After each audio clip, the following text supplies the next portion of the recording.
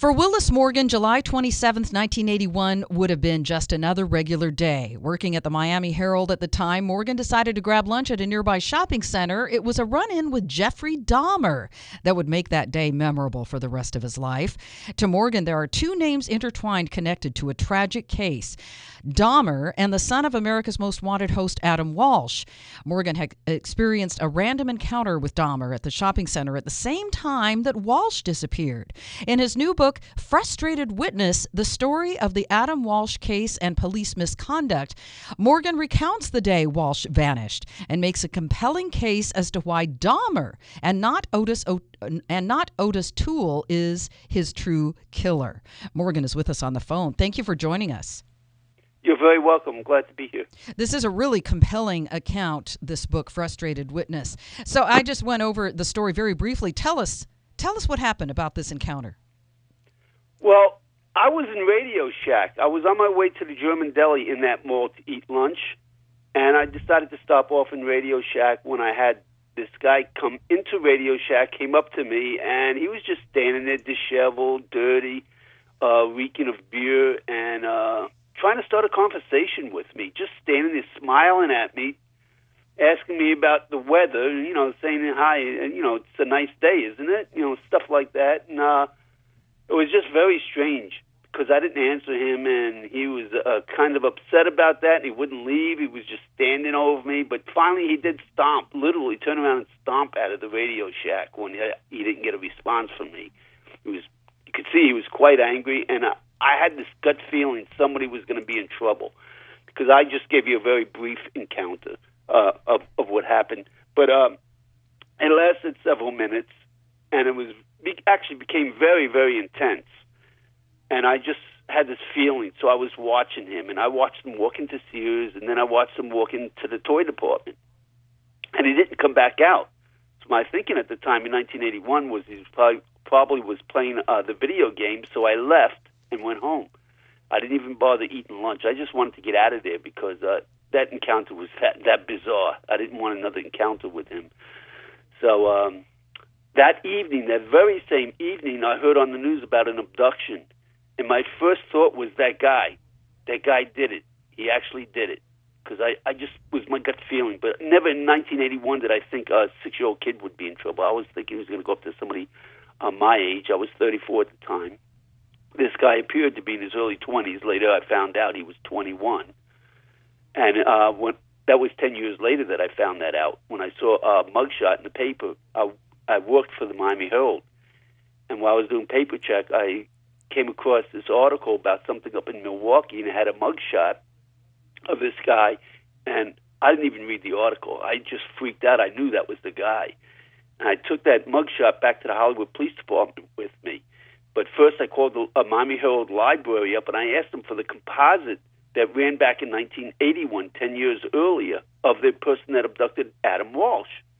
And they sent me the composite, and I took it to the Hollywood Police Department, and I showed it to them, and I told them, I said, look, this is the guy I saw in the mall. Of course, I went to them in 81 also, but they didn't want to listen to anything I had to say back in 81. And when I showed him that composite, I could tell the lead detective, his jaw dropped, because he knew something that I didn't know. And that was that I had the wrong composite. That wasn't from the Hollywood Mall. It was from another mall.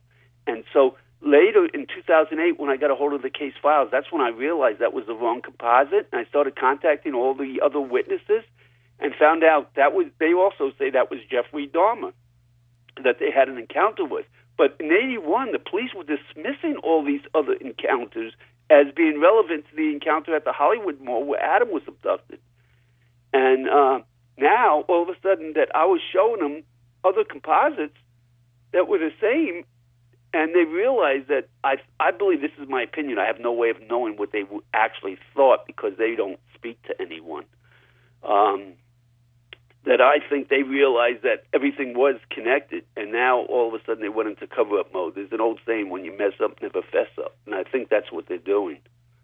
Because they did close the case in 2008, and they pinned it on the wrong guy. And they knew it was the wrong guy when they were doing it. And Again, that's my opinion. But I know that because I went to them even in 2007, because I've been going to them ever since it happened. When the new police chief, Chadwick Wagner, took over the police department, I tried to get an appointment with him, and I finally did. And I explained to him what had happened to the police department, to his detectives, and all they did was threaten me with arrest. Wow. What about John Walsh? What does he believe? Well, the problem with John Walsh is these detectives that were on the case originally that messed the case up so bad, and that's why he wrote his book, Tears of Rage, mostly because of his rage over the investigation of his son's case. But yet, still, one of these detectives, when John Walsh got that TV show, America's Most Wanted, he heard about it, called John Walsh up, befriended him, and John Walsh hired him on the TV show. And a lot of people don't realize America's Most Wanted had one of these detectives, these bumbling, stumbling detectives, as the lead investigator on America's Most Wanted. So John had one of them right in his midst all these years, feeding him false information about his own son's abduction. Huh. Tell us about Mia Taylor. Mia Taylor was in the store the day before Adam was abducted with her 10-year-old brother, her mother, and her two older brothers. But Mia and her younger brother, Joel, who was 9, Mia was 10, were in the toy department when Jeffrey Dahmer tried to abduct Joel. But he was saved because a security guard showed up, and her mother showed up, and Jeffrey Dahmer fled. And she was also there the very next day, which would have been Monday, July 27th, 1981, the day Adam was abducted. And she actually saw Dahmer taking Adam by the fingertips and walking out with him.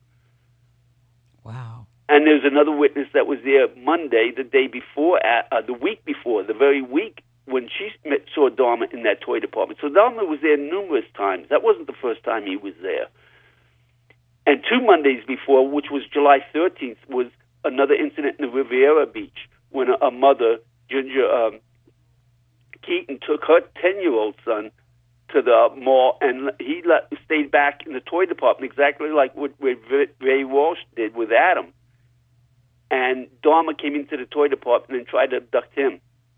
But being 10, he did get away, and there were composites, and that was one of the composites I took back to the Hollywood Police Department that I had wrong, the wrong composite, like I told you, was from another incident 2 Mondays before the Adam Walsh abduction. And again, the police weren't able to make the connection because they had their suspect, they believed, which was John Walsh's house guest. And they believed he was their suspect, and they had blinders on. There were other police chiefs from other departments, Miami Beach police chief, Plantation police chief, the police chief in Deerfield Beach and Riviera Beach. All these other cities were calling the Hollywood Police Department, telling them that they had incidents that they believe were connected because the suspect matched, everything matched. And yet they were just completely dismissing even other police chiefs from other police departments. This makes one heartsick, because if it had all been believed and acted upon, lives would have been saved. I believe, I don't know if anything would have saved Adam, but certainly they would have captured Dahmer. They should have, and all those murders in Milwaukee may never have happened. Yeah.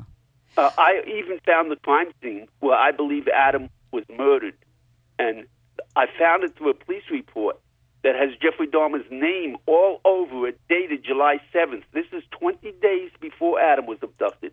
But in that police report, Dahmer is just a witness to a dead person that was found behind the store where he worked. But after I read the report, and everything in the report is in contrast to what he told his boss, Ken Halbert, I believe that Dahmer murdered Adam in that meter room because his blood spatter going up a wall that has been described as being indicative of a homicidal pattern. And as positive for blood, it was tested with a field kit. But we could never get DNA out of it because of the time, the humidity, the climate, the lime in the mortared wall made it impossible to get DNA analysis. But it did test positive for blood, and it is indicative of a homicidal pattern. So somebody died in that meter room, and it wasn't that derelict that was found behind the store where Dahmer was murdered because he had no blood on him. We're just about out of time. What do you hope readers will take away from your book, Frustrated Witness? Well, they closed the case and they pinned it on this guy, Otis Toole, as you said. Yeah. But I want everyone to know it was not Otis Toole. He had nothing to do with Adam's murder. And I have a website with all the case files that people can go and look at. And that's justiceforadam.com. I have another website called frustratedwitness.com, and I have a Facebook page titled Frustrated Witness that you can get much more information on. And the book is sold. Frustrated Witness, my book, is on Amazon.com. Okay. And the website frustratedwitness.com and justiceforadam.com, was that right? That is correct, yes. Okay. Willis Morgan is, are you retired now? I am retired, yes. Very nice. Retired and living in Florida. But you were with... retired and trying to promote this book. And but you had worked with the Miami Herald. Were you a reporter? 25 years. No, I worked in production. I was in the press room printing. All right. Well, this is a fascinating, eye-opening case, and it's called Frustrated Witness, the story of the Adam Walsh case and police misconduct by Willis Morgan. Thank you so much. Thank you.